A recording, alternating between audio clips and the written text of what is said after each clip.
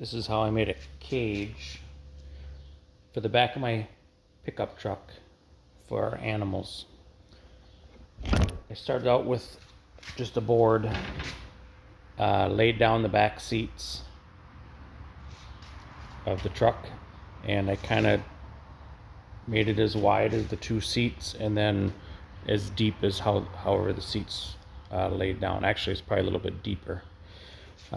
When it sat in there, it kind of sat at a funny angle, so I just propped up, put a 2x4 underneath the back side of it, so it would sit a little more level for the animals. And you can see there's this cutout right here.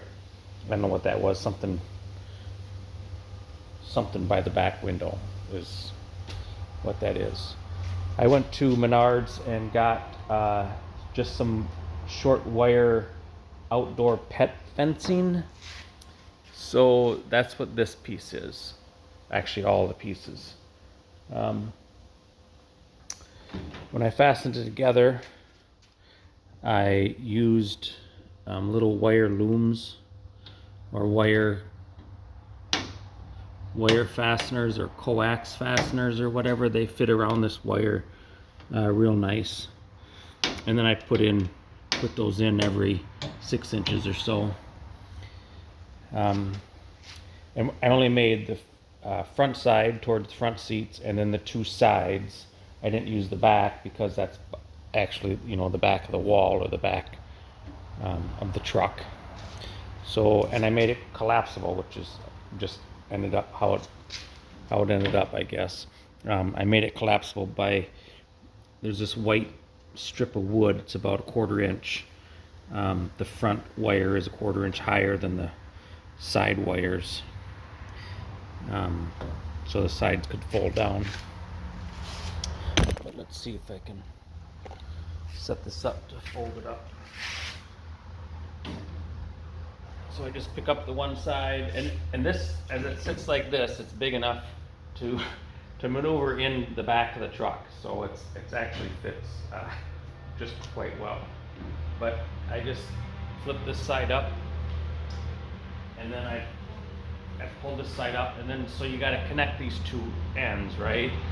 So I just got creative, and we just took some twisty, these are rubber things with wire in it, and stuck them in there. The animals didn't know any different. They didn't try to bust through there or anything like that. You could either even use some clips to clip them together. And then I just took a wire cutters, or actually have a 4-inch grinder, and I ended up making a door on the side so the animal can get in and out. Obviously we have small animals, small door. If you wanted a large animal in there, you could actually probably cut out most of this right here and maybe have a swinging door, make it swing out or something like that, and then latch it however you want. I just have a bungee cord here, and then on the back side, the same with this side here. I just pick this up, put a little wire thing on there, and all of a sudden you got this large cage area. It's good 4 feet, I'm sure, wide as the bed that we could make it. And then this area right here is, the board comes back here a little ways. I guess it went deeper, so there was part of a wall right here. The door only opened so far, so our animals, I guess they couldn't sneak out, but I kind of made it. I don't know how it went up the roof, but anyways, that's how I made my creative idea of how to make that cage. And the other side has a door in it as well. Oh, there's an animal right now.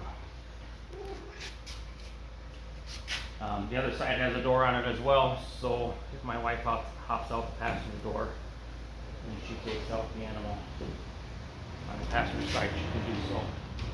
when we're all done, I just fold it up just like that and store it up in the rafters there. I put some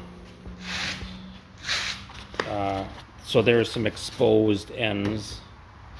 Oh, you can see that, some exposed ends of the wire. I just put some I don't know what the hell this is, like a noodle. It's actually for hot water pipes, and strap them on there. And then again, I connected all the ends with these. Get it in the camera with the screw and these little hooks,